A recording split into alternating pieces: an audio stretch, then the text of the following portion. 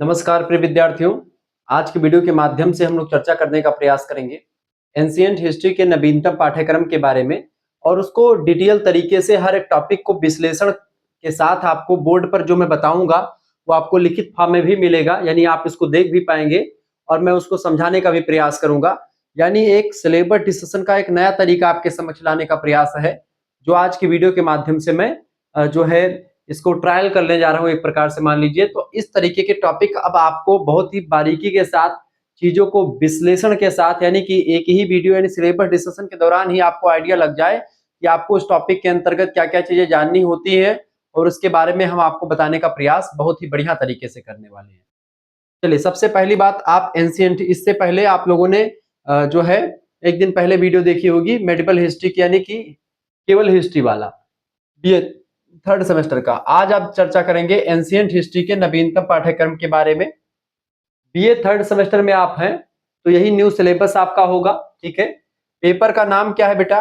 Paper name है political history of north India, यानी उत्तर भारत का राजनीतिक इतिहास पढ़ना है। 647 ईस्वी से लेकर के 1200 ईस्वी तक का इतिहास जो है आपको पढ़ना है। 647 ईस्वी वह समय है जब हर्षवर्धन का समय काल है, और हर्षवर्धन के बाद, चूंकि 647 ईस्वी में हर्षवर्धन का निधन होता है और उसी के बाद से आप देखते हैं ये प्रक्रिया चालू होती है, ठीक है। तो इस तरीके से पूरी चीजें आपको यहाँ पर मिलने का प्रयास रहेगा। सब कुछ आपको विस्तार से हम बताने का प्रयास करेंगे, कहीं पर आपको भटकने की जरूरत नहीं पड़ेगी, ठीक है। यह बात आप ध्यान रखेंगे। चलिए जानने का प्रयास करते हैं कि आखिरकार क्या क्या हमको पढ़ना है। ये न्यू बैच होगा बाबू, 2026, 27, 28 सभी के बच्चों के लिए, ये बात आप ध्यान रखेंगे, ठीक है। आप सभी का स्वागत है आपके अपने YouTube channel Shukla study point में। मैं शिवम शुक्ला आप सभी दोस्तों का हार्दिक स्वागत करता हूं। तो इसमें रहेगा क्या बेटा? सभी यूनिट्स का पॉइंट टू पॉइंट सरल और सटीक विश्लेषण हम देंगे आपको। इसके साथ साथ भाषा जो होगी आपकी बिल्कुल सरल होगी, प्रमाणित स्रोत होंगे आपके, और आकर्षक प्रस्तुति के साथ मैं आपको हर एक टॉपिक को समझाने का प्रयास करूंगा। Perfect for syllabus discussion and exam preparation, यानी कि यह जो सिलेबस डिस्कशन है ये बहुत ही इंपॉर्टेंट होगा आपके किसके लिए? एग्जाम प्रिपरेशन के लिए। आइए यूनिट नंबर 1 में क्या शामिल है और किस तरीके से हम चीजों को आपको बताएंगे, इसको थोड़ा सा समझाने का प्रयास करते हैं, ठीक है। यहाँ पर चीजें आपको दिखाई पड़ रही होंगी बेटा। यूनिट नंबर 1, यूनिट नंबर 1 में हम लोगों को क्या पढ़ना है? अध्ययन के स्रोत। अध्ययन के स्रोत यहाँ पर आपको दिखाई पड़ रहा है, एक मिनट में चेक कर लूं कि दिखाई पड़ रहा है कि नहीं दिखाई पड़ रहा है। आपको कुछ थोड़ा बहुत तो दिखाई पड़ रहा होगा। सिलेबस डिस्कशन के दौरान इन चीजों का सामना आपको करना पड़ सकता है, क्योंकि यहाँ पर फॉन्ट थोड़े छोटे आपको दिखाई पड़ रहे हैं। अगले वीडियो में थोड़ा सा इसको बड़ा करने का प्रयास किया जाएगा, परेशान होने की बिल्कुल आपको जरूरत नहीं है। अध्ययन के स्रोत में हम लोग क्या चर्चा करेंगे? सबसे पहली बात तो ये कि अध्ययन का स्रोत हमको पढ़ना जरूरी क्यों होता है? इसलिए जरूरी होता है बेटा क्योंकि इतिहास को जानने के लिए हमें ग्रंथ, शिलालेख, सिक्के और यात्रियों के विवरण को एक साथ देखना चाहिए। चूंकि जब इन चीजों को हम एक साथ देखेंगे तो इतिहास की सटीक जानकारी हमको मिल पाएगी, ठीक है। इतिहास की सटीक जानकारी के लिए हमको चाहिए कि हम जो इतिहास जानने के तमाम स्रोत हैं उनको विस्तार से समझें। जैसे इतिहास जानने के स्रोत कौन कौन से, एक मिनट में आपको समझाने का प्रयास करूं। जैसे कोई भी इतिहास आप पढ़ना चाहें, कोई भी इतिहास आप पढ़ना चाहें बेटा, तो उसमें सबसे जरूरी चीज क्या होती है? सबसे जरूरी चीज होती है भाई कि हमको स्रोत, यानी कि स्रोत हमको कहाँ से मिले। तो किसी भी इतिहास को जानने का स्रोत, जब भी आप इतिहास पढ़ते तो इतिहास में स्रोतों की बड़ी इंपॉर्टेंट भूमिका होती है, क्योंकि बिना स्रोत के हम इतिहास नहीं जान सकते हैं।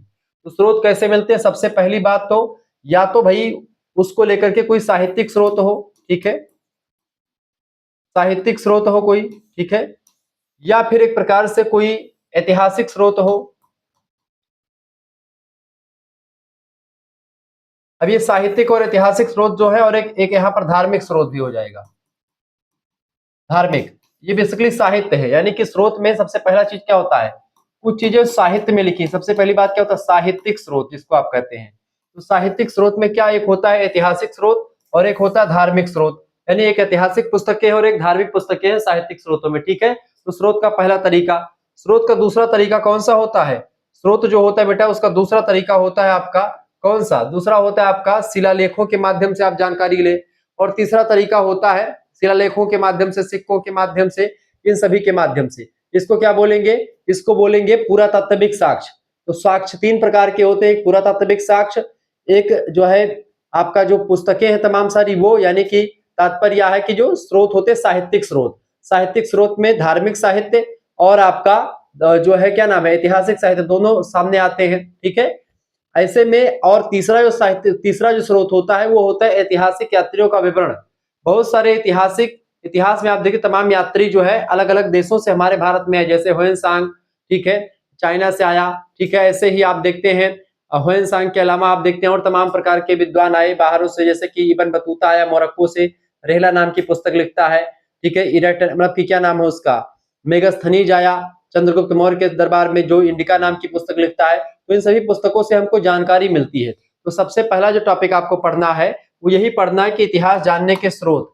इतिहास जानने के स्रोत में हम तमाम चीजों के बारे में चर्चा करेंगे। अब इसमें शुक्ला डी पॉइंट क्या कहता है कि इतिहास को जानने के लिए, किसी भी इतिहास को जानने के लिए शिलालेख, सिक्का और यात्रियों के विवरण को एक साथ आपको देखना जरूरी होता है। अब दूसरी बात, अब यहाँ पर साहित्यिक स्रोत के बारे में मैं आपको बताने का प्रयास करूं। साहित्यिक स्रोत क्या होता है बेटा, देखिए साहित्यिक स्रोत, ये देखिए चीजों को मैं आपको इसी टॉपिक को साथ साथ में कवर करता हुआ चलता रहा, एक सरसरी नजर के रूप में आपको इस टॉपिक को लेना है, इस सिलेबस डिस्कशन को लेना है।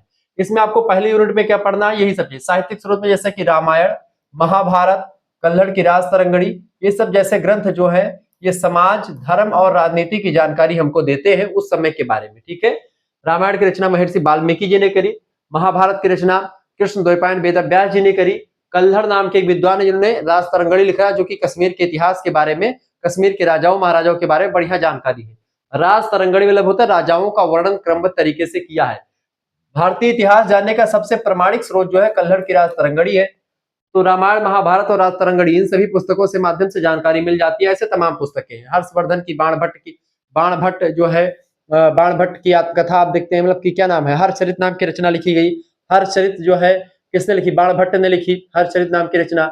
ऐसे ही आप देखते हैं अलग अलग विद्वान, कौटिल्य की मतलब कि चाणक्य ने कौन सी पुस्तक लिखी, कौटिल्य ने कौन सी पुस्तक लिखी, अर्थशास्त्र पुस्तक लिखी। मेगस्थनीज ने कौन सी पुस्तक लिखी, इंडिका पुस्तक लिखी। तो इन सभी पुस्तकों से हमको जानकारी मिलती है, तो वही जानकारी इंपॉर्टेंट होती है।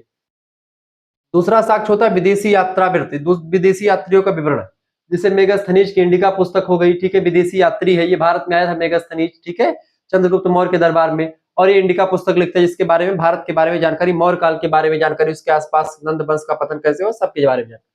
इसके अलावा फाहियान, नंद वंश का नहीं, बाकी मतलब मौर्य वंश के बाद की जानकारी मिलती है। फाहियान जो आया ये भी एक यात्री था, चीन से आया था। ह्वेनसांग भारत में हर्षवर्धन के शासन काल में, समुद्रगुप्त के दौरान फाहियान आया होगा। ठीक है, भारत के समाज और शासन का वर्णन जो है इन सभी विद्वानों ने किया। ह्वेनसांग की पुस्तक का क्या नाम है, सी यूकी नाम का ग्रंथ लिखा था। ठीक है, ना जानते हो तो लिख लीजिए, सी यूकी नाम का ग्रंथ लिखा था किसने, ह्वेनसांग ने, जो कि इतिहास के बारे में जानकारी देती है। ऐसे ही तीसरा आपका क्या होता है, शिलालेख। अब ये पुरातात्विक स्रोत हो गए, शिलालेख, सिक्का, मूर्ति, स्थापत्य कला, ये सब चीजें। अब शिलालेख क्या करते हैं बेटा, शिलालेख अशोक के जैसे स्तंभ लेख हमको मिले, स्तंभों पर लिखा, प्रयाग प्रशस्ति से, इन सभी से हमको शासकों के आदेश और नीतियों का पता चलता है, इस वजह से हमको इसको भी पढ़ना पड़ता है। ऐसे ही अब अगला टॉपिक आपका क्या पढ़ना होता है आपको, जैसे ये सब एक ही वीडियो के माध्यम से हम समझ लेंगे। ठीक है, कौन कौन सिक्के, गुप्त काल में आप देखते हैं सिक्के जो हमको मिले गुप्त वंश के सोने के सिक्कों से, उनके वैभव और कला का पता हमको चलता है। ठीक है, किस तरीके से सोने के सिक्के छपते थे, सारी जानकारी यहाँ पर। इसके अलावा मूर्ति कला और स्थापत्य कला, ठीक है, ये भी इतिहास के जानने के स्रोत है। जैसे कि अजंता और एलोरा की गुफाओं में तमाम चित्रकारी आपको मिलेगी, तमाम मंदिर मिलेंगे। ठीक है, खजुराहो के मंदिर, ये सब इतिहास कला की धरोहर है, और इनको जब हम इनका कार्बन डेटिंग पद्धति से पता लगाते हैं तो हमको इनकी जो है पता चलता है कि भाई ये कितने साल पुराने हैं, इनके बारे में रिसर्च किया जाता है। तो उस समय ऐसी चीजें बनाई जा सकती थी। तो आज हम जो है एक प्रकार से उन चीजों को जान पा रहे हैं कि नहीं जान पा रहे, उस समय के दौरान क्या होता था, सब जानकारी हमको इन मंदिरों से मिल जाती है। तो मूर्तियों और स्थापत्य कला, ऐसे कुछ लोक कथाएं और परंपराएं प्रचलित होती है समाज में, जो कि एक प्रकार से हमको इतिहास के बारे में थोड़ी बहुत जानकारी देती है उस समय के समाज के बारे में। जैसे कि वीर गाथाएं तमाम सारी, जैसे आल्हा उदल की, या पृथ्वीराज चौहान को लेकर के, ठीक है, या आलखंड लिखा जगनिक ने, ठीक है, परमाल लाशों के बारे में। तो ऐसे तमाम जानकारी आपको मिल जाती है। किंवदंतियां, लोकगीत तमाम सारे लिखे गए हैं, ये सब इतिहास में भी हमको मदद करते हैं, चाहे थोड़ी बहुत मात्रा में सामाजिक मदद करते हैं। सामाजिक इतिहास, आर्थिक इतिहास, धार्मिक इतिहास जानने में इंपॉर्टेंस होते हैं। ठीक है, और अगला जो आपका है वैज्ञानिक तकनीक। आजकल वैज्ञानिक तकनीक का बहुत प्रयोग हो रहा है। वैज्ञानिक तकनीक जैसे कि बेटा क्या होता है, वैज्ञानिक तकनीक मतलब जैसे रेडियो कार्बन डेटिंग एक पद्धति होती है। इस पद्धति के द्वारा हम क्या करते हैं, बहुत सारी जो पुरानी वस्तुएं होती हैं, उन पुरानी वस्तुओं की उम्र हम पता लगा पाते हैं कि आखिरकार कितने साल पुरानी है वस्तुएं। ठीक है, तो इस तरीके से डिटेल में हम आपको चीजों को समझाने का प्रयास कर रहे हैं। ऐसे ही आगे देखेंगे हम। देखिए शुक्ला हिस्ट्री पॉइंट यहाँ पर एक और आपसे निवेदन ये रहता है, ये एक प्रकार से हर स्रोत हमें इतिहास का एक टुकड़ा देता है, सारे मिल करके पूरी कहानी बनाते हैं और तब जाकर के इतिहास हमारे समक्ष आता है। एक कोटेशन है, एक नोट यहाँ पर आप नोट कर सकते हैं कि आखिरकार इतिहास जो होता है हमको क्या करता है। इतिहास जो हमारे स्रोत होते हैं, जो इतिहास जानने के मैंने बताए, ये मात्र एक टुकड़े होते हैं, लेकिन जब इन टुकड़ों को इकट्ठा करते हैं तब यह जाकर के क्या बनता है, तब पूरी कहानी मिलकर के इतिहास का निर्माण होता है। तो इतिहास ऐसे ही केवल एक पुस्तक में लिख करके, एक पुस्तक को पढ़ने से आप इतिहास के बारे में जानकारी नहीं ग्रहण कर पाते हैं। जब आप तमाम पुस्तकों को पढ़ते, तमाम शिलालेखों को देखेंगे, सब कुछ जानेंगे, तब जाकर के इतिहास क्लियर होता है। ठीक है, तो ये रही जो है आपका यूनिट नंबर 1। ऐसे ही यूनिट नंबर 2 के बारे में चर्चा करने का प्रयास करेंगे। एक चीज और इससे पहले मैं बताऊंगा, अगर आपको हमारे साथ जुड़ना है, इसका पीडीएफ प्राप्त करना है 9161936062 पर आप एसएमएस कीजिएगा। सभी सब्जेक्ट का आपको पीडीएफ मिलेगा बेटा, जो भी सब्जेक्ट आपका होगा सभी सब्जेक्ट का पीडीएफ मिलेगा। ठीक है, अपना नाम, अपनी यूनिवर्सिटी का नाम, अपने सब्जेक्ट के नेम और आपके सेमेस्टर में अपने सेमेस्टर का नाम लिख करके भेज दीजिएगा। वैसे थर्ड सेमेस्टर की तैयारी अभी करवाई जा रही है। इसमें क्या मिलेगा आपको बेटा, आपके पास एक स्कैनर भेजेंगे, उसी स्कैनर पर आपको मात्र 100 रुपए फीस जमा कर देनी होगी। उसके बाद में आपको व्हाट्सएप ग्रुप से जोड़ा जाएगा, वहां पर आपको लाइव क्लास की लिंक मिलेगी, प्लस में वीडियो लेक्चर्स आपको मिलेंगे। ठीक है, वीडियो लेक्चर्स के साथ साथ आपको सभी सब्जेक्ट के सभी चैप्टर के पीडीएफ नोट्स आपको मिलेंगे, जैसे ये सिलेबस डिस्कशन वाली पीडीएफ नोट्स आपको मिल जाएगी। ठीक है, इसमें आपके लिए केवल ये ही नहीं बल्कि एमसीक्यूज टाइप के मॉडल पेपर तैयार किए जा रहे हैं, उनके पीडीएफ नोट्स मिलेंगे। लिखित टाइप का क्वेश्चन आंसर की श्रृंखला आने वाली, उसकी पीडीएफ नोट्स आपको मिलेगी। सब कुछ आपको बेहतर अंदाज में मिलता रहेगा। और इसमें क्या होगा, आपके लिए सारी व्यवस्थाएं की जा रही हैं, मॉडल पेपर रिवीजन क्लास, महामैराथन क्लास। ठीक है, सब कुछ आपको मिलेगा बहुत ही बारीकी के साथ, बहुत ही बेहतर अंदाज में मैं चीजों को आपको बताने का प्रयास करूंगा। सब कुछ आपके समक्ष प्रस्तुत करने का प्रयास रहेगा। इसमें आपको प्रीवियस ईयर क्वेश्चन पेपर भी दिखाऊंगा, किस तरीके से क्वेश्चन आते हैं परीक्षा में। तो इन सभी को वेल डिटेल तरीके से हम आपको बताने वाले हैं। तो जो बच्चे एक प्रकार से हमारे साथ जुड़ना चाहते हैं वो जुड़ सकते हैं। मात्र 100 रुपए फीस में आपको केवल एक सब्जेक्ट नहीं बल्कि आपके सभी सब्जेक्ट की तैयारी हो जाएगी, जो भी 3 आपके मेजर सब्जेक्ट होते हैं। ठीक है, एक माइनर सब्जेक्ट और एक आपका को करिकुलर सब्जेक्ट, इन सभी सब्जेक्ट की तैयारी मात्र 100 रुपए फीस में हो जाएगी। ये बात आप ध्यान, जिनको भी जुड़ना तुरंत एसएमएस करके तुरंत हमारे साथ जुड़ जाएं। 9161936062 पर एसएमएस कीजिएगा। ठीक है, सभी सब्जेक्ट के लिए आपके लिए पीडीएफ, चैप्टर वाइज पीडीएफ रहेगी, यूनिट वाइज पीडीएफ रहेगी, तो चिंता नहीं करनी है आपको। ठीक है, चलिए तो फटाफट से आप जुड़ सकते हैं। वैसे ये सिलेबस डिस्कशन की तकनीक आपको कैसी लगी। अब दूसरे यूनिट में हमको क्या पढ़ना है बेटा, दूसरी यूनिट जो आपकी सिलेबस की, उसमें पढ़ना है आपको, क्या पढ़ना है उसमें आपको पढ़ना है बाबू, उसमें आपको पढ़ना हर्ष के बाद उत्तर भारत की राजनीति कैसी रही। ठीक है, तो हर्ष के बाद उत्तर भारत की राजनीति के बारे में आपको यहाँ पर पढ़ना है। हर्षवर्धन की अगर बात की जाए तो हर्षवर्धन के बाद में उत्तर भारत की जो राजनीति रही है उसमें बहुत सारे, कोई एक सब मतलब कि एक विषय नहीं रहा है, उसमें तमाम सारे विषय जो है उसमें शामिल रहे हैं। ठीक है, ध्यान रखेंगे। तो हर्ष के बाद उत्तर भारत की राजनीति जो रही है उसके बारे में आपको यहाँ पर लिखा हुआ, इससे कश्मीर वंश आया। ठीक है, जैसे कि और तमाम सारी चीजें आई। ठीक है, तो इस तरीके से चीजें आपके लिए बिल्कुल मैं क्लियर करने का प्रयास करता हूँ। हर्षवर्धन की मृत्यु चूंकि 647 ईस्वी के आसपास हो जाती है और उसके बाद से हर्ष के निधन के बाद उत्तर भारत जो था एक केंद्रित साम्राज्य का अभाव हो गया, कई छोटे छोटे राज्यों का सत्ता में बिखराव हो गया। इसी विखंडन ने विदेशी आक्रमणों को मार्ग प्रस्तुत किया। ठीक है, ये बात आप ध्यान रखें। इसमें कश्मीर का कारकोट वंश आता है, इसमें ललितादित्य मुक्तापीठ सबसे महान शासक होता है। कनिष्क के बाद सबसे बड़ा विजेता जो है वो ललितादित्य मुक्तापीठ ही होता है, ये बात आप ध्यान रखेंगे। मध्य एशिया तक अभियान किया उसने।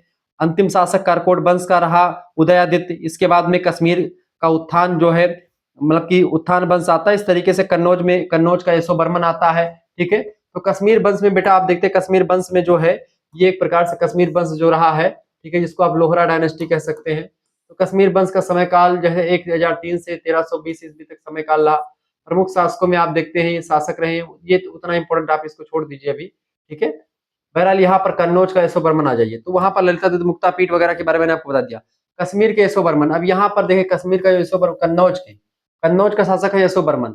समय काल इसका 725 ईस्वी के आसपास रहता है।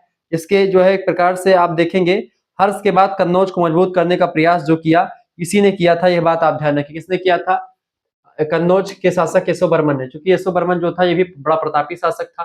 ठीक है, यशोवर्मन स्वयं कन्नौज पर अधिकार कर लिया था और कन्नौज के जो शासक है प्रमुख शासकों में, जैसे केवल यशोवर्मन ही उल्लेखनीय आ जाता है कन्नौज का यशोवर्मन के नाम से, बाकी कन्नौज के उतने प्रतापी शासक कोई हुए नहीं है। अंतिम शासक में यशोवर्मन के बाद में कन्नौज पर कई छोटे छोटे राजा जो है शासन करने लगे। इसके बाद में पाल और प्रतिहार वंश में संघर्ष शुरू हो गया।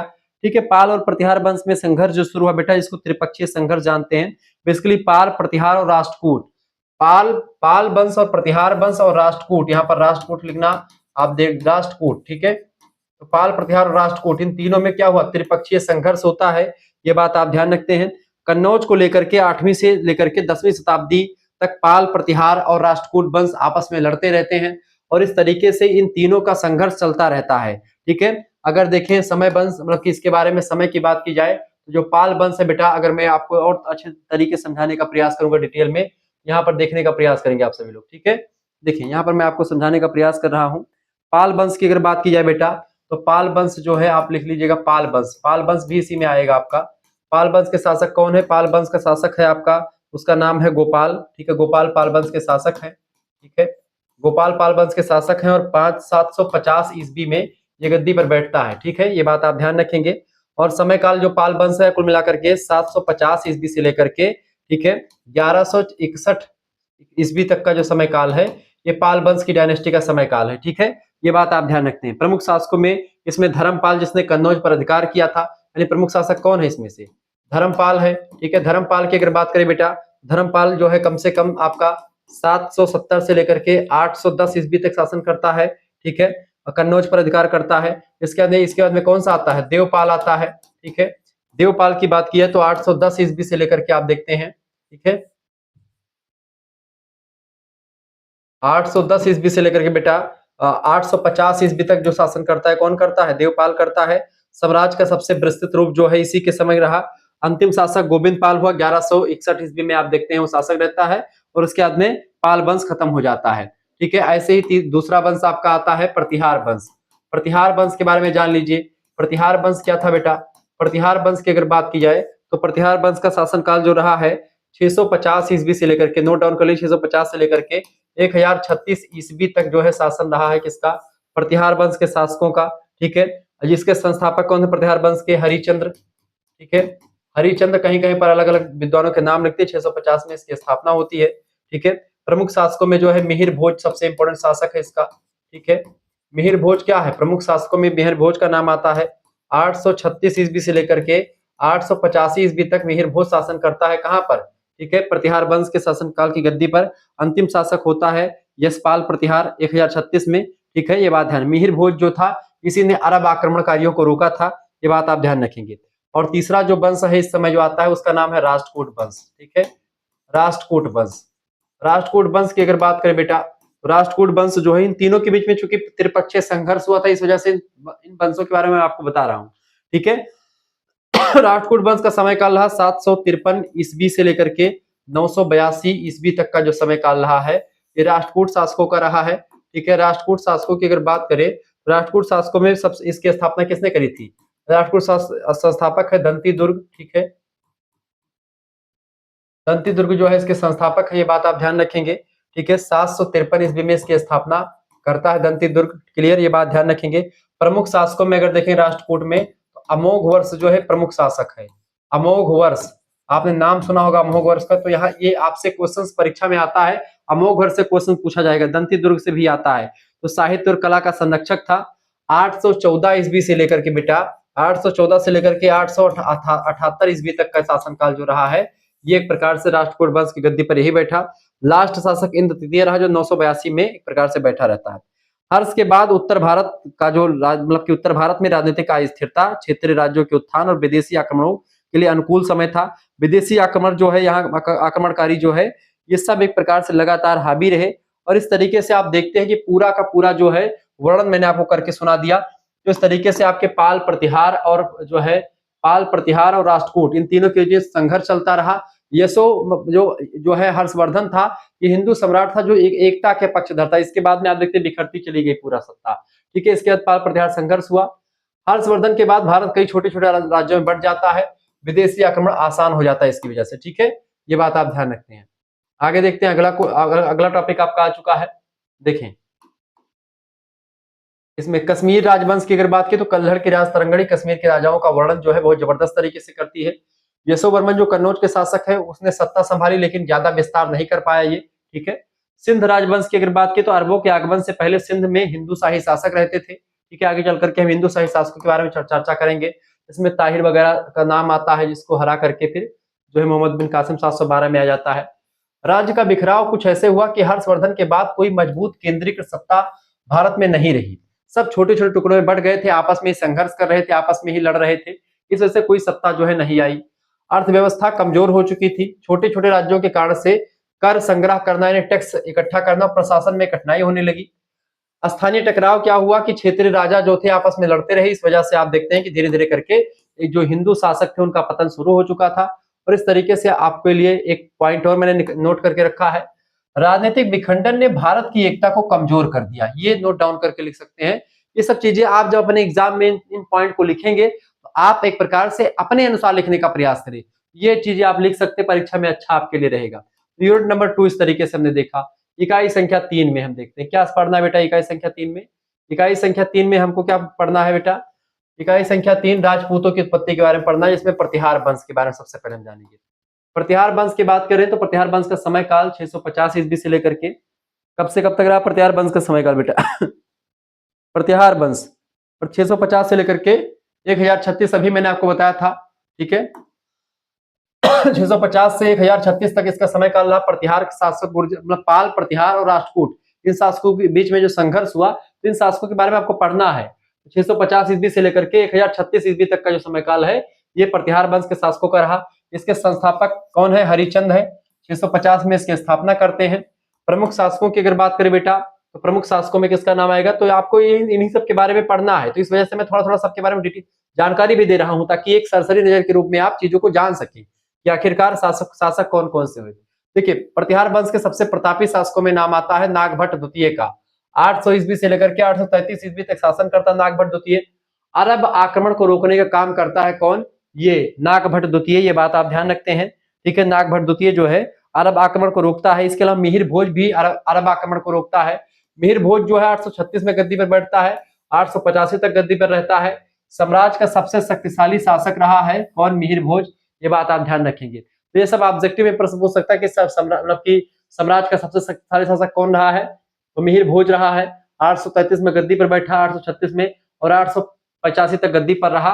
ठीक है, अरब आक्रमणकारियों को रोका नागभट्ट द्वितीय ने, इसने भी रोका था। लेकिन सबसे प्रतापी शासक की बात करें तो मिहिर भोज लगाएंगे प्रतिहार वंश का। अंतिम शासक की अगर बात करें, यशपाल प्रतिहार अंतिम शासक था।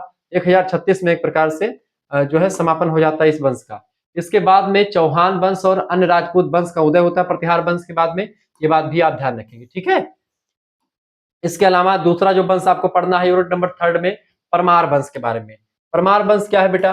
परमार वंश की अगर बात की तो समय सीमा जो रही परमार वंश की, उसके बारे में अगर मैं आपको बताने का प्रयास करूं, तो परमार वंश की अगर बात करें बेटा, तो इसका समय काल 9वीं शताब्दी से लेकर के 1305 ईस्वी तक का समय काल परमार वंश के शासकों का रहा। परमार वंश की अगर बात करें बाबू, तो परमार वंश के जो संस्थापक हैं उपेंद्र राज हैं। इनके प्रमुख शासकों की अगर बात की जाए परमार वंश में, तो भोजराज परमार सबसे फेमस शासक यही है।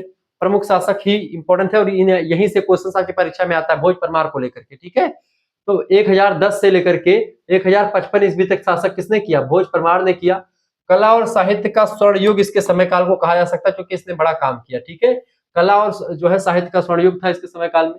अंतिम शासक जो है परमार वंश का, वो है महालक्ष्मी देव परमार, 1305 ईस्वी। ठीक है, इसके बाद में क्या हुआ? मालवा पर दिल्ली सल्तनत का कब्जा हो जाता है। दिल्ली सल्तनत मतलब की 1206 ईस्वी में मोहम्मद गौरी जो है देहांत होता है, वो चला जाता है। उस समय कुतुबुद्दीन ऐबक शासन करता है, और इस तरीके से फिर बाद में इल्तुतमिश जो है आता है। तो उन सभी लोगों ने एक प्रकार से यहाँ मालवा पर कब्जा कर लिया, दिल्ली सल्तनत कब्जा हो गया। इसके बाद में फिर ये परमार वंश खत्म हो गया। शुक्ला पॉइंट का कोटेशन याद रखिएगा आप कि राजपूत योद्धा वर्ग थे जिन्होंने मध्यकाल में कई राज्यों की स्थापना करी थी। ये बात भी ध्यान रखिएगा। अगला जो शासक है मतलब यहाँ पर प्रतिहार वंश के बारे में कुछ चीजें आप ध्यान से सुनिएगा, क्योंकि ये यहाँ पर चीजें पढ़ रही। प्रतिहार वंश अरब आक्रमण को रोका और उत्तर भारत में शक्ति दिखलाई किसने? प्रतिहार वंश के शासकों ने। इसके अलावा त्रिपक्षीय संघर्ष जो चला प्रतिहार शासकों के बीच में, राष्ट्रकूट और पाल। ठीक है, पाल, प्रतिहार, राष्ट्रकूट, इन तीन शासकों के बीच में क्या हुआ? त्रिपक्षीय संघर्ष हुआ। सत्ता के बीच की लड़ाई, बेसिकली कन्नौज को लेकर के लड़ाई लड़ी गई। ये चीजें एक प्रकार सबसे इंपॉर्टेंट है। ये यहाँ से त्रिपक्षीय संघर्ष से त्रिकोणीय संघर्ष आपसे पूछा जा सकता है। इसके अलावा सोलंकी और परमार वंश की अगर बात करें, तो गुजरात और मालवा में शक्तिशाली राजवंश रहे हैं। ठीक है, सोलंकी वंश गुजरात में परमार वंश मालवा में आप देखते हैं इनका दबदबा रहा। ऐसे ही कला और संस्कृति के हिसाब से देखें तो आप देखेंगे कि ये लोग बहुत मतलब परमार वगैरह ये सब जो रहे हैं, मंदिर निर्माण बहुत सारे करवाए हैं, वीरता की गाथाएं और शौर्य परंपरा इनके जो है रही है। ठीक है, सामंत व्यवस्था भी आप देखते हैं, छोटे शासकों ने बड़े राजाओं की सेवा करी इसमें। ठीक है, तो ये चीजें ध्यान रखेंगे। राजपूतों ने भारतीय इतिहास में वीरता और संस्कृति का अद्भुत संगम प्रस्तुत किया है, इस बात को आप जो है नोट डाउन कर सकते हैं। यूनिट नंबर 4 हम चर्चा करेंगे पाल और हिंदू शाही राजवंशों के बारे में, जो कि आपकी परीक्षा के लिए बहुत ही ज्यादा महत्वपूर्ण है। ठीक है, अब की बार मैं प्रयास करूंगा कि और थोड़ा सा चीजें और क्लियर तरीके से आपको मिलती रहे, और सिलेबस डिस्कशन के दौरान जब आप इन चीजों को देख देख करके चीजें बताते हैं, तब की चीजें जब यहाँ पर देख रहे होते तो आपके दिमाग में चीजें बैठती रहती है, आप इनको नोट डाउन कर सकते हैं। इसका भी पीडीएफ आपको मिल जाएगा, जो पीडीएफ चल रहा है इसका पीडीएफ मिल जाएगा आपको, जब आप जो है हमारे ग्रुप से जुड़ेंगे तो ये पीडीएफ मिल जाएगा, ऐसे और पीडीएफ तैयार किया जाएगा, वो सब मिलेगा। यूनिट नंबर 4 पाल और हिंदू शाही शासकों के बारे में हमको पढ़ना है इसमें। ठीक है, इसके बारे में अगर बात की तो पाल वंश की बात की है तो समय काल कब से कब तक, 750 से 1161 ईस्वी तक पाल वंश का समय काल रहा। ठीक है, 1161 तक। संस्थापक कौन है, गोपाल है संस्थापक इसका। ठीक है, देखिए संस्थापक का नाम आप देखें, संस्थापक कौन है बेटा, गोपाल 750 ईस्वी में स्थापना करता है पाल वंश का। ठीक है, इसके अलावा प्रमुख शासक आपके लिए इंपॉर्टेंट है, धर्मपाल सबसे इंपॉर्टेंट शासक है। ठीक है, इसके अलावा 770 में गद्दी पर बैठा, 810 ईस्वी तक शासन किया। नालंदा और विक्रमशिला जो विश्वविद्यालय है उनका संरक्षण किया। ठीक है, किसने, धर्मपाल ने। देवपाल दूसरे अगला शासक है प्रमुख शासकों में, 810 में यानी धर्मपाल के बाद देवपाल गद्दी पर बैठा, 850 तक गद्दी पर बैठा रहा, साम्राज्य का विस्तार किया इसने। ठीक है, यह बात आप ध्यान रखें, इस तरीके से जानकारी इसके बारे में मैंने आपको बता दी। अंतिम शासक जो पाल वंश का रहा उसका नाम है गोविंद पाल। गोविंद पाल 1161 तक जो है गद्दी संभालता है, उसके बाद में इसका मृत्यु हो जाती है। इसके बाद में सेन वंश का उदय होता है। ठीक है, पाल वंश के बाद में कौन सा वंश आता है, सेन वंश आता है। ठीक है, हिंदू शाही वंश की अगर बात की जाए तो हिंदू शाही वंश में आप देखते हैं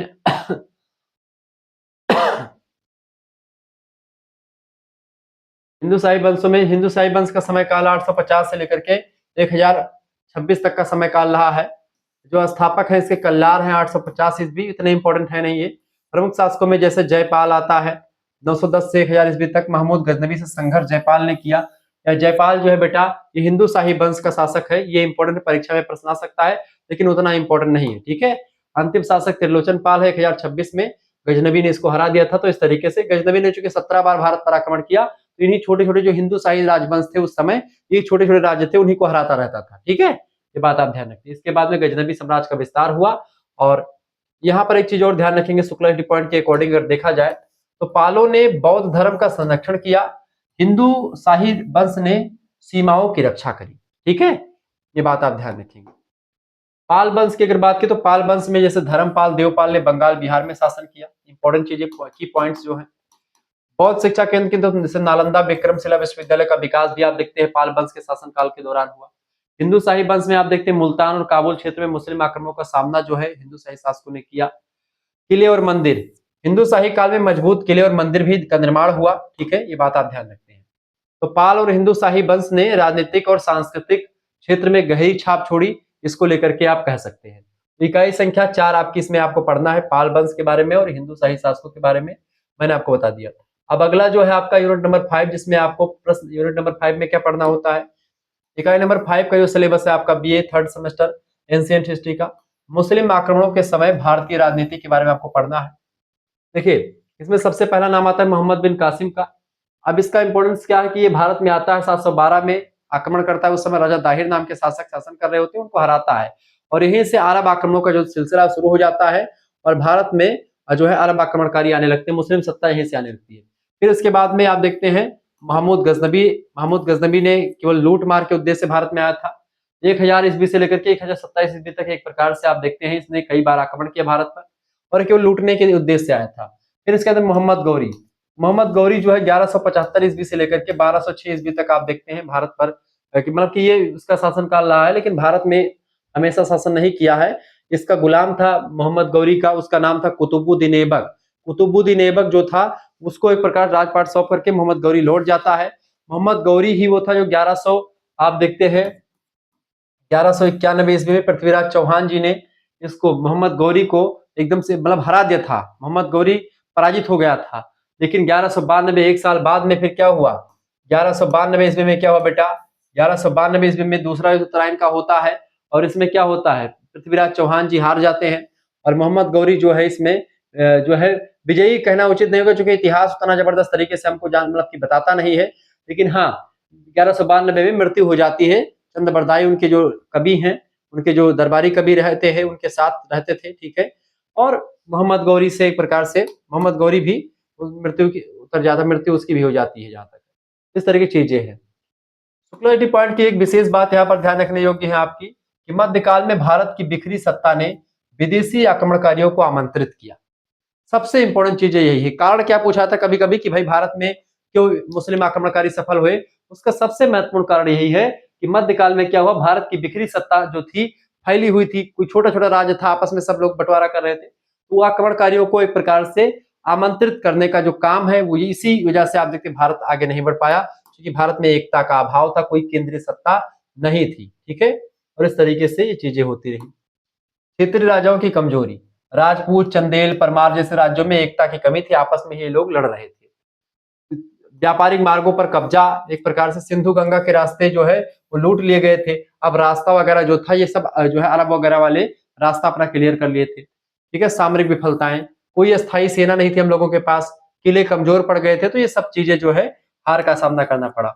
मुस्लिम आक्रमणों का मार्ग जो है खुला था, सिंध पर अरब और पंजाब पर गजनबी के हमले हो रहे थे लगातार, इस तरीके से हमारा जो है यहाँ पर मुस्लिम सत्ता जो है हावी हो जाती है। तो ये सब आपको पढ़ना है इसमें, ठीक है। मुस्लिम इनोवेशन कैसे हुआ, मुस्लिम आक्रमणकारी कैसे सफल हो गए, यही आपको बताना है।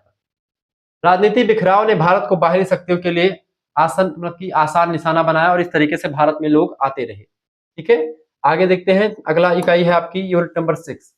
इकाई 6 में हम पढ़ेंगे बेटा चंदेल वंश के बारे में। चंदेल वंश के शासकों के बारे में हम डिटेल में जानकारी आपको देने का प्रयास करेंगे। चंदेल वंश जो है ये भी एक प्रकार से, चंदेल वंश जो है ये भी इंपॉर्टेंट है। चंदेल वंश के बारे में जानकारी अगर देखें तो चंदेल वंश आपको पढ़ना है। चंदेल वंश में जैसे इसका समय काल कब से कब तक रहा है, 9वीं शताब्दी से लेकर के 13वीं शताब्दी तक जो का समय काल रहा है, चंदेल वंश का समय काल रहा है, ठीक है। चंदेल वंश की अगर बात की बेटा, चंदेल वंश भारतीय इतिहास में अपनी भव्य वास्तुकला, खास तौर पर खजुराहो के मंदिरों और बुंदेलखंड क्षेत्र में मजबूत शासन के लिए प्रसिद्ध रहा है। कौन, चंदेल वंश, ठीक है। इसके संस्थापक कौन है बेटा, नन्नुक नाम का एक जो है शासक है, वो इसका संस्थापक है। कौन, नन्नुक, ठीक है, ध्यान रखेंगे। नन्नुक कौन है, ये चंदेल वंश का संस्थापक है, ये बात आप ध्यान रखते हैं। यानी कि 831 ईस्वी से लेकर के 1315 ईस्वी तक का जो है चंदेल वंश का शासन रहा। राजधानी क्षेत्र जो रही है वो कौन सी रही बेटा, राजधानी क्षेत्र की अगर बात की जाए, राजधानी क्षेत्र जो रही है वो बुंदेलखंड यानी महोबा का इलाका, ठीक है। महोबा यानी कि आज का जो बुंदेलखंड इलाका है, महोबा यानी क्या, आज का बुंदेलखंड इलाका, ये एक प्रकार से नन्नुक नाम का एक शासक है, उस संस्थापक है। वर्तमान मध्य प्रदेश और उत्तराखंड का जो बुंदेलखंड वाला क्षेत्र है यहीं पर ये स्थित है, इसकी राजधानी थी। नन्नुक जो है इसकी स्थापना करते 831 ईस्वी में, ध्यान रखेंगे। चंदेल वंश के संस्थापक हैं। कालिंजर महोबा के आसपास जो है शासन अपना स्थापित किया नन्नुक ने। और इसके अलावा प्रमुख शासकों की अगर बात की जाए बेटा इसमें, तो आप देखते हैं जो है इसमें प्रमुख शासकों में नाम किसका आता है, प्रमुख शासकों में नाम आता है, प्रमुख शासकों में यशो बर्मन का नाम आता है। यशो बर्मन 925 ईस्वी से लेकर के 950 यानी कि लगभग 25 सालों तक शासन किया। खजुराहो का जो मंदिर तमाम सारा है उसका निर्माण जो है यशो बर्मन के द्वारा करवाया गया। चंदेलों का पहला शक्तिशाली शासक है, ठीक है, ये बात ध्यान रखेंगे। कला और संस्कृति में योगदान दिया। दूसरे शासक का नाम है धंगदेव। 950 में यशो बर्मन के बाद में गद्दी पर धंगदेव बैठते हैं। 999 लगभग 49 सालों तक ये भी शासन करता है। खजुराहो के मंदिर का विस्तार जो है किया, यानी कि शुरुआत करवाई यशो बर्मन ने, उसको पूरा करवाया किसने, धंगदेव ने उसको एक प्रकार से आगे बढ़ाया, ठीक है। चंदेल साम्राज्य का विस्तार किया, महोबा को मजबूत राजधानी बनाया। खजुराहो के अधिकांश भव्य मंदिरों का निर्माण धंगदेव के द्वारा करवाया गया, ठीक है। इसके अलावा इसके बाद में और कौन सा शासक आता है, विद्याधर। विद्याधर की अगर बात की जाए बेटा, उतना इंपॉर्टेंट है नहीं, लेकिन थोड़ा सा जान ही लीजिए क्या उसमें जाता है, ठीक है। विद्याधर की अगर बात करें बेटा, देखिए विद्याधर ये भी चंदेल वंश का शासक है। कौन, विद्याधर। विद्याधर की अगर बात की तो विद्याधर जो है 1015 ईस्वी से लेकर के 1035 ईस्वी तक जो है गद्दी पर बैठा रहा, यानी कि शासन किया चंदेल वंश की गद्दी पर।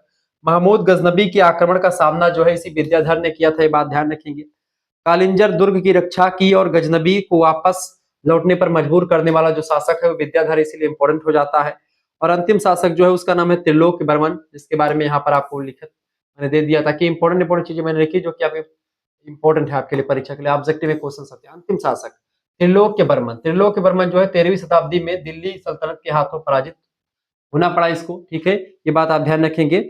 और आप देखते हैं चंदेल सत्ता धीरे धीरे यहीं से कमजोर होती गई और दिल्ली सल्तनत के अधीन जो है आ जाती है। इसके बाद में फिर दिल्ली सल्तनत का विस्तार होता है 1200 ईस्वी से। आप देखते हैं कि जो कुतुबुद्दीन ऐबक आता है, फिर इल्तुतमिश शासन करता है, फिर उसके बाद में आप देखते हैं तमाम सलेब डायनेस्टी के बाद में गुलाम वंश के बाद में आप देखते हैं सैयद वंश, लोधी वंश, तमाम सारे वंश जो है आपके आते रहते हैं। क्लियर, ये बात आप ध्यान रखें। शुक्लारिटी पॉइंट का एक विशेष तोहफा आप लोगों के लिए, देखिए चंदेल वंश जो है बेसिकली बेटा कला, स्थापत्य कला और शासन का एक अद्भुत उदाहरण आप प्रस्तुत कर सकते हैं। चंदेल वंश के शासकों में कला, स्थापत्य, घर और बनवाने की कला, मूर्ति बनवाने की कला, मंदिर बनवाने की कला और शासन करने का जो है व्यवस्था इसमें आपको दिखाई पड़ेगी। यानी एक बहुत जबरदस्त नपा तुला एक प्रकार से वंश रहा है, ये बात आप ध्यान रखेंगे।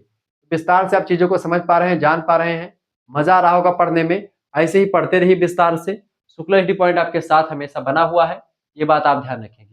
चीजें आपको दिख रही होंगी उतनी उतनी जबरदस्त तरीके से आपको शायद ना दिख रही हो, लेकिन हाँ चीजें आपको क्लियर हो रही होंगी बेटा, ये बात आप ध्यान रखेंगे। थोड़ा सा मेरा चेहरा काला आएगा लेकिन ये भी ठीक ठाक आएगा, तो इस वजह से मैं आपको दिखा रहा हूँ, ठीक है, समझ में आ रही चीजें। खजुराहो का जो जितना भी मंदिर है, खजुराहो में बहुत सारे मंदिर हैं, विश्व प्रसिद्ध मंदिर है, उत्कृष्ट मूर्ति शिल्प के मंदिर है, वो सब आपको यहाँ पर मिलेंगे। किले और बांध की अगर बात की तो बुंदेलखंड में मजबूत किले और सिंचाई के बांध भी इन शासकों ने बनवाए, ठीक है, किसके, कौन शासकों ने, चंदेल शासकों ने, ठीक है। कौन से शासक बेटा, चंदेल वंश के बारे में आपको पढ़ना है यूनिट 6 में ना, तो उसके बारे में। इसके अलावा आपने धार्मिक सहिष्णुता और हिंदू जैन धर्मों दोनों का संरक्षण आपको मिलता है, यानी हिंदुओं और जैन धर्म दोनों के शासक आपको मिलेंगे। शासकों ने इन दोनों धर्मों के बारे में बढ़िया बताया। शुक्लारिटी पॉइंट का एक विशेष तोहफा आप लोगों के लिए ये है कि चंदेलों ने कला और राजनीति में एक संतुलन बनाने का काम किया, ठीक है। ये सब पॉइंट्स इतने की पॉइंट्स है जो कि आप अगर ध्यान रखेंगे, परीक्षा में लिख देंगे, लिखित परीक्षा में, तो आपको नंबर मिलने के चांसेस और ज्यादा है। एग्जामिनर आप पर प्रसन्न हो जाएगा, आपको अच्छा चीजें जो है देगा, ठीक है, अच्छा नंबर देगा। इकाई नंबर 7, इसमें क्या पढ़ना है आपको, इकाई नंबर 7 में आपको चौहान वंश के बारे में पढ़ना है, ठीक है, ये बात आप ध्यान रखेंगे। इकाई नंबर 7 चौहान वंश, गढ़वाल वंश, कलचोरी वंश और सेन वंश। ये वंश भारत की सांस्कृतिक और राजनीतिक विविधता के प्रतीक रहे हैं, चाहे वो चौहान वंश की बात की जाए, कलचुरी वंश की बात की जाए या इन चीजों की बात की जाए, ठीक है, ये बात आप ध्यान रखेंगे। चौहान वंश के बारे में डिटेल में जानकारी ठीक है, चौहान वंश जो है बेटा आपको डिटेल में जानकारी यहाँ पर आपको पढ़नी पड़ेगी। चौहान वंश को चहमान वंश भी कहा जाता है, ठीक है, चौहान वंश को क्या कहते हैं, चहमान वंश भी कहते हैं, ये बात ध्यान रखेंगे। चहमान वंश या चौहान वंश के सबसे प्रतापी शासक और अंतिम शासक पृथ्वीराज चौहान जी हुए हैं, ये बात ध्यान रखें, पृथ्वीराज तृतीय या पृथ्वीराज चौहान, ठीक है, ये बात आप ध्यान रखेंगे, ठीक है। चौहान वंश भारतीय मध्यकालीन इतिहास में वीरता, स्वतंत्रता और तराइन के युद्धों के लिए प्रसिद्ध है। इस वंश के शासकों ने दिल्ली और अजमेर क्षेत्र में अपनी सत्ता स्थापित की। समय काल 956 ईस्वी से लेकर के 1192 ईस्वी तक का जो समय काल रहा है वो रहा है, क्योंकि 956 ईस्वी में आप देखते हैं चौहान वंश की स्थापना होती है वासुदेव चौहान के द्वारा, ठीक है। 1192 में तराइन का क्या होता है, तराइन का सेकंड युद्ध होता है, तराइन का द्वितीय युद्ध होता है, ठीक है, द्वितीय युद्ध, जिसमें पृथ्वीराज चौहान की मृत्यु होती है और उसके बाद में मोहम्मद गौरी भी एक प्रकार से आप देखते हैं इसमें। तो अजमेर और दिल्ली का इलाका जो रहा है, जो है अजमेर और दिल्ली, राजधानी क्षेत्र क्या रही, राजधानी क्षेत्र अजमेर और दिल्ली, ठीक है, अजमेर और दिल्ली का जो इलाका रहा बेटा, ये एक प्रकार से इनके क्षेत्र में रहा, यहीं पर शासन किया करते थे। प्रमुख शासकों की अगर बात करें बेटा, तो चौहान वंश की शुरुआती जो है वो शाकंभरी यानी हरियाणा वगैरह का इलाका जो है वो रहा है। प्रमुख शासकों में सबसे पहले शासक आपके हैं सामंतराज। सामंतराज की अगर बात करें बाबू, ध्यान से समझने का प्रयास करिए, सामंतराज, सामंतराज का शासन 956 से लेकर के 973 ईस्वी तक रहा। चौहान वंश के वास्तविक संस्थापक जो हैं यही सामंतराज माने जाते हैं, ये बात आप ध्यान रखें। सामंतराज की अगर बात करें 973 तक शासन करते हैं, वंश का सुदृढ़ीकरण की दिशा में पहला कदम किया, अजमेर के आसपास इनका शासन रहा। दूसरे शासक हैं आपके अनंगपाल चौहान। अनंगपाल चौहान की अगर बात की जाए 1030 से लेकर के 1050 ईस्वी तक शासन किया इसने, ठीक है। इसके अलावा अगर बात करें बेटा, दिल्ली में लाल कोट किले की स्थापना भी अनंगपाल नाम के शासक ने की थी, ठीक है, चौहान वंश की। इसके बाद में अगला शासक है अनंगपाल चौहान के बाद में, ठीक है, विग्रहराज चतुर्थ, विग्रहराज चौहान चतुर्थ जिसको आप कहते हैं विग्रहराज चतुर्थ, उसकी अगर बात की तो 1150 ईस्वी से लेकर के सॉरी 1050 ईस्वी से लेकर के 1050 से लेकर के या फिर 1150 से लेकर के, ठीक है, 1164 ईस्वी तक शासन किया किसने? 1164 ईस्वी तक किसने शासन किया था? जो इंपॉर्टेंट शासक उसके बारे में बता रहा हूं आपको, विग्रहराज चतुर्थ ने, ठीक है। कला साहित्य और स्थापत्य को प्रोत्साहन दिया। अजमेर में संस्कृत विश्वविद्यालय की स्थापना विग्रहराज चतुर्थ ने ही करवाई थी। और इसके अंदर सबसे जो इंपॉर्टेंट शासक है, महान शासक पृथ्वीराज चौहान, पृथ्वीराज तृतीय भी इन्हीं को कहा जाता है। 1177 ईस्वी से गद्दी पर बैठे, 1192 तक शासन किया। तराइन के युद्धों के लिए प्रसिद्ध है, जिसमें मोहम्मद गौरी को एक प्रकार से लथेड़ा इन्होंने, मोहम्मद गौरी हारा, पराजित हुआ इनसे, भागा लड़ करके, मतलब कि बच करके, ठीक है, ये बात आप ध्यान रखेंगे। और इस तरीके से जो अंतिम शासक की अगर बात की है तो पृथ्वीराज चौहान ही रहे हैं अंतिम शासक 1192 में, जिनकी हार के बाद में जो है इस वंश का समाप्त हो गया और यहीं से हिंदू सत्ता जो है पूरा का पूरा एकदम से बिखर गई और यहीं से मुस्लिम वंश आगे बढ़ गया। मुख्य उपलब्धियां जो इस वंश की रही है, दिल्ली और अजमेर में शक्तिशाली किले बनवाए गए, सामंत व्यवस्था को मजबूत किया गया, तराइन का प्रथम युद्ध जो है जीता पृथ्वीराज चौहान ने, द्वितीय युद्ध में हार गए बेचारे, ठीक है, लेकिन इन्होंने बहुत मेहनत करी। इन्होंने एक प्रकार से, इनके पास बड़ी पावरफुल शक्ति थी, ये बात आप ध्यान रखेंगे। क्लियर? इस तरीके से बड़ी इंपॉर्टेंट चीजें हैं, मोहम्मद गौरी को पराजित किया, ठीक है, और तमाम चीजें आप यहाँ पर देखने को मिलती है। मुख्य उपलब्धियां जो रही, पहाड़ी किले और मंदिरों का निर्माण भी हुआ, प्राकृतिक संसाधनों का संरक्षण हुआ, ठीक है, ये सब चीजें हुई। इसके बारे में अगला जो वंश है आपका गढ़वाल वंश। गढ़वाल वंश के बारे में अगर बताया जाए तो गढ़वाल वंश की अगर बात की जाए बेटा, इसके बारे में बताएं। गढ़वाल वंश,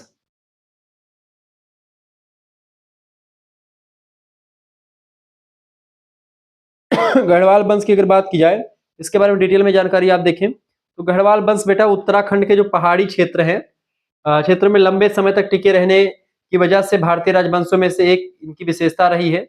इसकी विशेषता थी कि मजबूत किलों का निर्माण करते थे, प्राकृतिक संसाधनों का संरक्षण करते थे। 820 ईस्वी से लेकर के 1804, मतलब कि आप देखते हैं इनका समय काल जो रहा है बेसिकला, जो गढ़वाल वंश रहा है, ये लोगों ने एक प्रकार से बड़ी चीजें आप देखते हैं इनके समय काल में रही है। देखिए गढ़वाल वंश के गढ़वाल वंश जो रहा है बेटा, ये गढ़वाल वंश के बारे में कुछ बातें जान लीजिए। संस्थापक इसके कौन है? चंद्रदेव गढ़वाल वंश का संस्थापक माना जाता है। राजधानी की अगर बात की है तो इसकी राजधानी वाराणसी और बनारस के आसपास थी। आप देखते हैं गढ़वाल वंश के शासक थे कौन?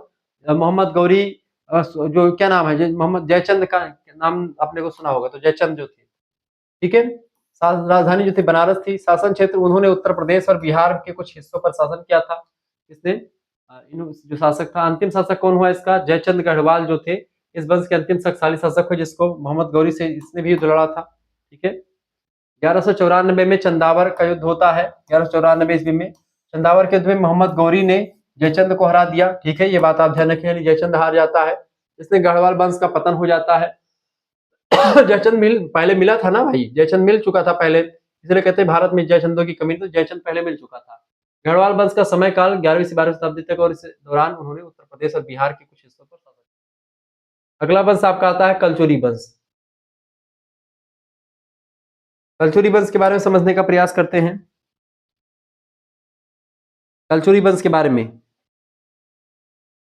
कलचुरी वंश का समय काल की अगर बात करें बेटा, देखिए कलचुरी वंश का समय काल 980 ईस्वी से लेकर के 1181 ईस्वी तक का जो समय काल रहा है, वो किसका वंश का रहा है? कलचुरी वंश का समय काल। कलचुरी वंश के संस्थापक की अगर बात की जाए तो कलचुरी वंश के संस्थापक कौन है? कलचुरी वंश के संस्थापक कोकलदेव प्रथम। कोकलदेव प्रथम ने 980 ईस्वी में इसकी स्थापना करी है, ये बात आप ध्यान रखेंगे, ठीक है। 980 ईस्वी में स्थापना होती है और 1181 ईस्वी में आप देखते हैं इसका पतन हो जाता है। संस्थापक कौन है? कोकलदेव प्रथम, ठीक है, ये बात ध्यान रखेंगे। राजधानी त्रिपुरी यानी वर्तमान में जबलपुर मध्य प्रदेश का इलाका जो था, ये कलचुरी वंश के शासक वहां पर शासन करते थे। जैसे छत्तीसगढ़, मध्य प्रदेश और उत्तर प्रदेश का कुछ हिस्सा जो है इसमें आता है, ठीक है, ये बात आप ध्यान रखेंगे। तो कलचुरी वंश ने मध्य भारत के एक बड़े हिस्से पर लंबे समय तक शासन किया और कई समृद्ध सांस्कृतिक और राजनीतिक परंपराओं की नींव भी रखी, ये बात ध्यान है। कोकल प्रथम ने त्रिपुरी में कलचुरी वंश की स्थापना करी। फिर इसके बाद में जो प्रमुख शासक उनमें सबसे इंपॉर्टेंट शासकों का नाम में गांगेय का नाम आता है। गांगेय ने 1000 ईस्वी से मतलब 1015 से लेकर के 1041 ईस्वी तक शासन किया। सबसे शक्तिशाली शासक जो हैं कलचुरी वंश के, वो गांगेय कलचुरी रहे हैं। गांगेय की अगर बात करें बेटा 1015 से 1041 तक कलचुरी वंश का सबसे शक्तिशाली शासक रहे हैं। विंध्य और सतपुड़ा जो पर्वत श्रेणी है उसके बीच में इनका साम्राज्य फैला हुआ था पूरा। गुर्जर प्रतिहारों और राष्ट्रकूटों के विरुद्ध सफल सैन्य अभ्यास भी गांगेय ने ही किया था। गुर्जर प्रतिहार वंश के शासकों को हराया, ठीक है, राष्ट्रकूटों को हराया, ठीक है। इसके बाद में आते हैं दूसरे, उनका नाम है विद्वान, उनका राजन, उनका नाम है लक्ष्मीकर्ण। लक्ष्मीकर्ण का नाम का जो शासक है 1041 ईस्वी में गद्दी पर बैठते हैं, 1073 तक शासन करता है। इसने कलचुरी वंश का राज जो है बहुत विस्तृत किया, फैलाया राज्य का, ठीक है, ये बात आप ध्यान रखेंगे। साम्राज्य का स्वर्णकाल का कलचुरी वंश के जो है, कलचुरी वंश का जो समय काल है, कलचुरी वंश का स्वर्णकाल कहा जाता है लक्ष्मीकर्ण के समय काल, ठीक है, स्वर्णकाल कहते हैं लक्ष्मीकर्ण के समय काल को, ठीक है, कलचुरी वंश का, ये बात आप ध्यान रखेंगे। कई मंदिरों का, कई जल संसाधन योजनाओं का निर्माण करवाया, कला और साहित्य को बढ़ावा भी दिया था कलचुरी वंश के शासक लक्ष्मीकर्ण ने, ठीक है। अंतिम शासक की अगर बात की जाए तो अंतिम शासक हुआ विजयकर्ण। 1181 ईस्वी में एक प्रकार से आप देखते हैं इसका जो है पतन हो जाता है, ठीक है। विजय कर्ण के शासनकाल में वंश कमजोर हो जाता है, चालुक्य और परमारों के आक्रमणों की वजह से कलचुरी वंश जो है समाप्त हो जाता है, और इस तरीके से कलचुरी वंश जो है वो समाप्त होता है, जिसके बाद आप देखते हैं कलचुरी वंश कमजोर पड़ जाता है और कलचुरी वंश समाप्त हो जाता है। कुछ उपलब्धियों की अगर बात की जाए तो छत्तीसगढ़ और मध्य भारत में कला का विकास जो है इन्हीं शासकों की वजह से हुआ। मंदिर और तालाबों का निर्माण भी करवाया इन शासकों ने। अगला वंश जो आपका 7वीं इकाई में वो है सेन वंश। सेन वंश की अगर बात करें बेटा तो सेन वंश भी बड़ा इंपॉर्टेंट वंश रहा है, ठीक है। इस वंश की अगर बात की जाए, सेन वंश के बारे में विस्तार से बताएं, जो भी आपको पता हो लिख दीजिए, जो भी आपको पता हो लिख करके बताने का प्रयास करें, सभी लोग बताइएगा। चले, सेन वंश, सेन वंश जो है बेटा ये भी बड़ा इंपॉर्टेंट वंश रहा है। इसका समय काल जो रहा है 1070 ईस्वी से लेकर के 1230 ईस्वी तक का समय काल रहा है सेन वंश के शासकों का। इसके संस्थापक की अगर बात की जाए सेन वंश के, तो सेन वंश का संस्थापक कौन है बेटा?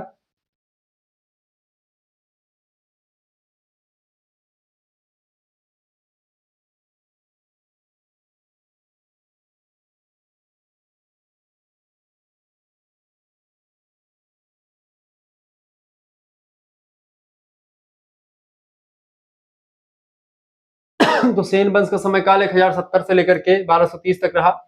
इसके स्थापक यानी संस्थापक कौन है? हेमंत सेन है। 1070 ईस्वी में इसकी स्थापना करते सेन वंश की। सेन वंश का इतिहास पूर्वी भारत खास करके बंगाल, बिहार के राजनीतिक और सांस्कृतिक उत्थान का गवाह रहा है।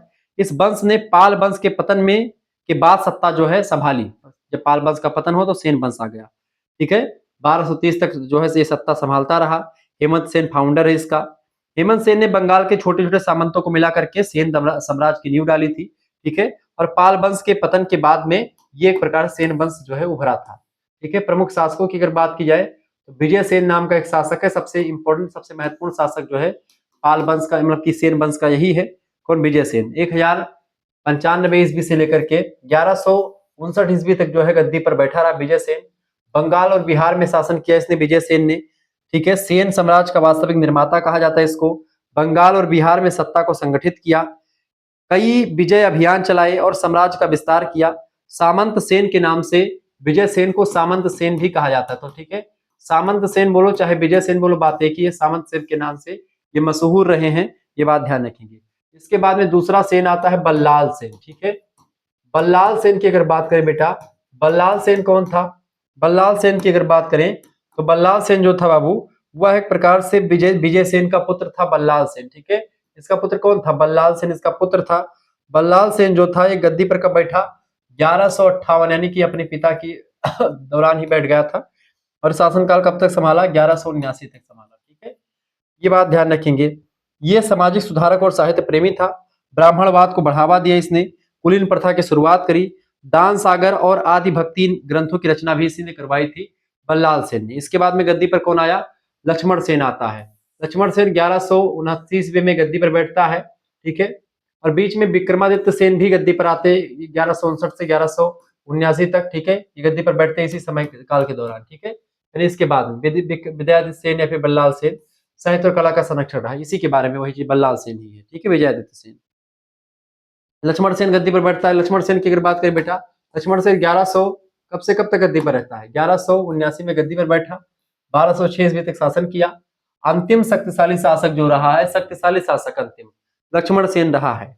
लक्ष्मण सेन ने क्या किया? साम्राज्य का सबसे प्रसिद्ध शासक है। साहित्य और संस्कृति का स्वर्ण युग कहा जाता है लक्ष्मण सेन के काल को। जयदेव यानी गोविंद, गीत गोविंद के रचयिता जो है जयदेव, ये दरबारी कवि थे लक्ष्मण सेन के, ठीक है। दरबारी कवि कौन थे? जयदेव जो थे इनके दरबारी कवि थे बेटा। जयदेव कौन थे? इनके दरबारी कवि थे। किसके दरबारी कवि थे? लक्ष्मण सेन के दरबारी कवि थे कौन? जयदेव। जयदेव ने क्या लिखा था? जयदेव ने लिखा था गीत गोविंद का ठीक है, गीत गोविंद नाम की रचना लिखी थी। मुस्लिम आक्रमणों का सामना भी लक्ष्मण सेन ने डट करके किया था, ठीक है। अंतिम शासक जो रहा है लक्ष्मण सेन ही रहा है, 1206 ईस्वी तक शासन किया। इन्हीं के हार के बाद में आप देखते हैं जो है पतन हो जाता है। उसके बाद में विश्वसेन आते हैं अंतिम शासक के रूप में। दिल्ली सल्तनत के आक्रमण के कारण से सेन वंश का पतन हुआ, ठीक है। 1205 से 1230 तक शासन किया जो है बाद में आकर के विश्वसेन, लेकिन उतना इंपॉर्टेंट नहीं रहा, ठीक है। वैसे 1204 ईस्वी में ही आप देखते हैं कब बख्तियार खिलजी ने बंगाल पर कब्जा कर लिया। उसके बाद धीरे धीरे करके ये चीजें समाप्त होने की ओर कगार पर हो जाती हैं, ठीक है। ये बात आप ध्यान रखेंगे। आगे बढ़ते हैं, इसकी मुख्य मुख्य उपलब्धियों के बारे में आपको बताने का प्रयास करते हैं।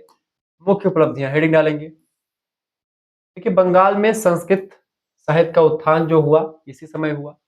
मंदिरों और शिक्षा संस्थानों का निर्माण करवाया गया, ठीक है। शुक्ला स्टडी पॉइंट की अगर बात की जाए तो इससे किसके माध्यम से आप ये चीज ध्यान रखिएगा, हर वंश की शुरुआत, प्रमुख शासक और अंत को समझना इतिहास की कड़ी को जोड़ने के लिए जरूरी है। यह बच्चों को हर वंश के बारे में बताता है, इस वजह से मैंने इसको आपके बारे में मतलब इसको समझाया ताकि आप इन चीजों को समझ सकें। अब इकाई संख्या 8 के बारे में हम चर्चा करेंगे। यूनिट नंबर 8, अरब, गजनबी और मोहम्मद गौरी के आक्रमण, ये आपको पढ़ना है यूनिट नंबर 8 में। इन आक्रमणों ने क्या किया? भारत में मुस्लिम शासन की नींव रखी थी, ठीक है। ये बात आप ध्यान रखेंगे, बहुत ही बारीकी के साथ मैंने आपको समझाने का प्रयास किया है। अरब इन्वेजन के बारे में 712 ईस्वी में आपको पता ही होगा, मोहम्मद बिन कासिम जो है गद्दी पर बैठता है। मोहम्मद बिन कासिम जो है गद्दी पर बैठता है। मोहम्मद बिन कासिम जो है गद्दी पर नहीं, वो आता है, राजा दाहिर नाम के शासक अपने यहाँ पर शासन कर रहे होते हैं, ठीक है, और उनके दरबार में गद्दी पर बैठता है। अगला देखिए, अरब आक्रमण। मोहम्मद बिन कासिम ने सिंध पर विजय प्राप्त करी। उस समय राजा कौन थे? दाहिर थे, ठीक है। ये बात ध्यान रखेंगे, ठीक है। अरब आक्रमण इन इंडिया।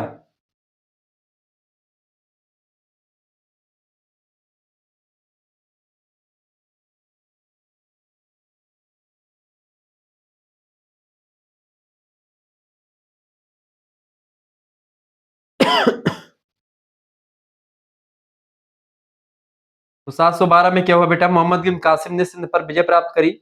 सिंध में प्रशासन, शिक्षा, धर्म के क्षेत्र पर सब आप देखते हैं इसमें आप देखते हैं चीजें होने लगी और तमाम सारी चीजें आपको यहाँ पर देखने को मिलेंगी। इसने आक्रमण कर दिया, हिंदू सत्ता यहीं से आप देखते हैं डगमगाने लगती, मुस्लिम आक्रमण हो जाता है। महमूद गजनबी इसके बाद में आता है। और मतलब आप देखते हैं मुख्य मुख्य पॉइंट आप समझे। मोहम्मद बिन कासिम 712 में आता है, उसके बाद में है महमूद गजनबी। सोमनाथ मंदिर पर आक्रमण करता है, 17 बार भारत पर आक्रमण करता है। ये बस के लूट मार के उद्देश्य से आया था भारत में महमूद गजनबी। मोहम्मद गौरी की बात की जाए, तराइन के युद्ध में जीता ये। 1192 का जो युद्ध था इसने जीत लिया था। 1191 बहुत बुरी तरीके से पराजित किया था पृथ्वीराज चौहान जी ने इसको, मोहम्मद गौरी को। इसको पता चल गया था कि भाई जो राजपूत शासक है बहुत पावरफुल है, बिना इनको अंदर से तोड़े हम हरा ही नहीं सकते हैं, क्योंकि राजपूत जातियां जो है बहुत ही पावरफुल होती रही है। दिल्ली सल्तनत का आधार जो रखा वो मतलब मोहम्मद गौरी ने रखा। इसका गुलाम था, उसका नाम था मोहम्मद बिन, इसका गुलाम कौन था? मोहम्मद बिन तुगलक। तो तुगलक ने एक प्रकार से 1206 में आप देखते हैं नींव रखी। क्लियर? मध्यकालीन भारत में यह काल ऐतिहासिक मोड़ का प्रतीक है और एक ऐसा मोड़ है जिसमें एक प्रकार से हिंदू सत्ता पूरी ढह चुकी थी और मुस्लिम सत्ता जो थी एकदम से अपने कगार पर थी, अरब और यानी सिंध। देखिए, समय काल जो रहा है वो रहा है 712 ईस्वी से लेकर के 715 ईस्वी तक का समय काल, ठीक है। 712 ईस्वी से लेकर के 715 ईस्वी का जो समय काल रहा है, ये एक प्रकार से आप देखते हैं मुस्लिम आक्रमण का समय काल रहा है। मोहम्मद बिन कासिम का आक्रमणकारियों का आक्रमणकारी था मोहम्मद बिन कासिम, 712 में आक्रमण करता है। अस्थायी शासन स्थापित नहीं हुआ था, आक्रमण करके विजयी जरूर हो, जीत मतलब ये जीत चुका था लेकिन यहाँ पर अस्थायी शासन नहीं कर पाया। फिर इसके बाद में गजनी यानी गजनबी, मोहम्मद गजनबी 997 ईस्वी में आक्रमण करता पहली बार, फिर 1030 तक लगातार भारत पर आक्रमण करता रहता है, कई हमले किए। महमूद गजनबी की अगर बात करें तो सोमनाथ मंदिर पर प्रसिद्ध हमला जो रहा इसका वो सबसे ज्यादा इंपॉर्टेंट रहा है, ठीक है। सोमनाथ मंदिर को कई बार लूटा इसने, इतना धन मता लूट करके ले जा रहा था और इसके जो ऊंट थे या फिर जो घोड़े थे वो कराहते हुए मर गए थे। बहुत सारे ऊंट, मतलब कितना आप जान लीजिए, इतना धन लाद करके यहाँ से ले गया था वो। बहुत चोरी, मतलब कि बहुत ज्यादा एक प्रकार से धन लूटा, ठीक है। इसके बाद अगला जो शासक है मोहम्मद गौरी। मोहम्मद गौरी समय काल 1173 ईस्वी से लेकर के 1206 ईस्वी तक का समय काल रहा। ठीक है, 1206 ईस्वी में आप देखते हैं मोहम्मद गौरी जो है चला जाता है, जब कहाँ पर अलग चलाता है, मृत्यु हो जाती है। उसके बाद में आप देखते हैं ये जो है मोहम्मद बिन तुगलक गद्दी पर बैठा, मोहम्मद बिन तुगलक का फिर बाद में इल्तुतमिश आता है। और उसके बाद में आपको आगे पढ़ना, फिर यहीं से आपको एंशिएंट हिस्ट्री में अब इससे आगे नहीं पढ़ना है। एंशिएंट हिस्ट्री में अब जो है आपको इसी तक यहीं तक पढ़ना है। एंशिएंट हिस्ट्री के आगे आपके मेडिवल हिस्ट्री शुरू हो जाती है। मोहम्मद गौरी की बात करें, तराइन का द्वितीय युद्ध हुआ, 1192 ईस्वी में विजय प्राप्त करी, 1191 में हार गया था। इसके बाद दिल्ली सल्तनत की स्थापना हो जाती है। ठीक है, 1206 ईस्वी में। ये किसने करी थी? मोहम्मद बिन गौरी ने करी थी, लेकिन वास्तविक तौर पर मोहम्मद बिन कासिम, मतलब मोहम्मद बिन कासिम नहीं, मोहम्मद बिन तुगलक ने करी थी। ये बात आप ध्यान रखेंगे। तो प्रत्येक वंश का संस्थापक, समयकाल और अंतिम शासक याद रखना आपके लिए बहुत जरूरी है, ताकि आप चीजों को समझ पाए। इस तरीके से मैंने आपको चीजों को समझाया। आपको अगर हमारी ये पीडीएफ प्राप्त करनी है, सभी सब्जेक्ट की पीडीएफ प्राप्त करनी है, 9161 93 60 62 पर आप एसएमएस कर दीजिएगा। सभी सब्जेक्ट के लिए पीडीएफ की व्यवस्था कर दी गई है। आप अपना नाम, ठीक है, अपने यूनिवर्सिटी का नाम, अपने सब्जेक्ट के नेम और आपके सेमेस्टर में अपने सेमेस्टर का नाम लिख करके भेज दीजिएगा। मात्र 100 रुपए फीस रखी गई है आप सभी के लिए। इसके अंदर भेजेंगे, उसी पर आपको 100 रुपए फीस जमा कर देनी होगी। उसके बाद में आपको लाइव क्लास वाले ग्रुप से जोड़ा जाएगा। यहाँ पर आपको वीडियो लेक्चर्स मिलेंगे। ठीक है, इसके अलावा आपको पीडीएफ नोट्स मिलेंगे। ठीक है, पीडीएफ नोट्स आपको सभी सब्जेक्ट के मिलेंगे, यूनिट वाइज मिलेंगे, सारे यूनिट के मिलेंगे, सारे चैप्टर्स के आपको पीडीएफ मिलेंगे। प्रीवियस ईयर क्वेश्चन पेपर आपको मिलेगा। ठीक है, इसके अलावा आपकी परीक्षा, जैसे आपकी अगर एमसीक्यूज है तो एमसीक्यू टाइप का मॉडल पेपर भी आपके मिलेगा, और लिखित टाइप का मॉडल पेपर भी आपको मिलेगा। लिखित एमसीक्यू सभी टाइप के मॉडल पेपर मिलेंगे, और इंपॉर्टेंट क्वेश्चन आंसर की श्रृंखला आपको मिलेगी। मॉडल पेपर रिवीजन क्लास, महामैराथन क्लास, महासंग्राम क्लास, सारी क्लासेस आपको मिलने वाली है। सभी विश्वविद्यालयों के लिए लेक्चर इंपॉर्टेंट है। दीनदयाल उपाध्याय गोरखपुर विश्वविद्यालय, वीर बहादुर सिंह पूर्वांचल विश्वविद्यालय, महात्मा गांधी काशी विद्यापीठ, राम मनोहर लोहिया विश्वविद्यालय, मां पाटेश्वरी आपका बलरामपुर विश्वविद्यालय, इसके अलावा चौधरी चरण सिंह मेरठ विश्वविद्यालय, जननायक चंद्रशेखर बलिया विश्वविद्यालय, महाराजा सुहेलदेव आजमगढ़ विश्वविद्यालय, ठीक है, वीर बहादुर सिंह पूर्वांचल विश्वविद्यालय, ठीक है। इसके अलावा आपका छत्रपति साहू जी महाराज कानपुर विश्वविद्यालय, चौधरी चरण सिंह मेरठ विश्वविद्यालय, मासा कुम्भरी सहारनपुर विश्वविद्यालय, राजा महेंद्र प्रताप सिंह अलीगढ़ यूनिवर्सिटी, ठीक है, सहारनपुर, मासा कुम्भरी। इसके अलावा एमजे प्यारे बरेली रोहेलखंड विश्वविद्यालय, ठीक है, जो तिब्बत पुलिस जिसको कहते हैं। इसके अलावा आपका और तमाम विश्वविद्यालय, जैसे कि डॉक्टर भीमराव अम्बेडकर आगरा विश्वविद्यालय, ठीक है, प्रोफेसर रज्जू भैया स्टेट यूनिवर्सिटी, ऐसे तमाम प्रकार के विश्वविद्यालयों के लिए लेक्चर पूर्ण रूप से समर्पित है। ये बात आप ध्यान रखेंगे। बाकी बिहार के तमाम विश्वविद्यालय, राजस्थान के सारे विश्वविद्यालयों के लिए इंपॉर्टेंट है, ये बात आप ध्यान रखेंगे। आपके लिए और एक मिनट, आपके लिए और सारी व्यवस्था होगी सभी विश्वविद्यालय के लिए, तो इंपॉर्टेंट होगा ही। साथ ही साथ में यहाँ पर आपको सब कुछ मिलेगा। जैसे आपका 3 मेजर सब्जेक्ट का पेपर होता है, 3 मेजर सब्जेक्ट की तैयारी आपकी हो जाएगी। जैसे आपका जियोग्राफी, हिस्ट्री और पॉलिटिकल साइंस है, तो उन तीनों की तैयारी। इसके साथ एक माइनर मल्टी माइनर में आपकी हिंदी, तो हिंदी की तैयारी आपकी हो जाएगी। ठीक है, को करिकुलर का आपका जो होगा, को करिकुलर में जैसे मानव मूल्य एंड पर्यावरण अध्ययन सभी विश्वविद्यालय में है। महात्मा गांधी काशी विद्यापीठ में कुछ अलग होगा, तो जो जो भी अलग बदला होगा तो उसको भी मैं करवा दूंगा। यानी सभी चीजों के लिए भी पूरी व्यवस्था करने के प्रयास है। सब कुछ आपको मिलेगा। आंसर जो एमसीक्यू के होंगे वो साथ में लिखे रहेंगे। जो लिखित वाले होंगे, अति लघु उत्तरीय, लघु उत्तरीय, दीर्घ उत्तरीय, जो परीक्षा में पूछे गए हैं वो सब साथ में आपको लिखे हुए मिलेंगे। यानी बहुत ही जबरदस्त तरीके से आपको चीजें मिलने वाली है। जिनको भी जुड़ना वो जुड़ सकते हैं। और जो कोई बच्चा चाहता है, जैसे आप मान लेते हैं एक सब्जेक्ट की सीरीज खरीदेंगे या पीडीएफ खरीदेंगे, मॉडल पेपर लेंगे या कुछ भी खरीदेंगे, तो आपका 60 रुपए 70 रुपए का पड़ेगा। मान लेते 60 रुपए का पड़ेगा, 5 सब्जेक्ट का आप खरीदेंगे तो 6 पंचे 30, 300 रुपए आपके वो हो गए। आप 100 रुपए खर्च करके आप हमारे कोर्स से ज्वाइन हो सकते हैं। अगर आप चाहें कि अगर 3rd सेमेस्टर और 4th सेमेस्टर दोनों का एक साथ हमको जुड़ना है गुरुजी, तो हमारे लिए कुछ कंसेशन होगा। हाँ बेटा, बिल्कुल होगा।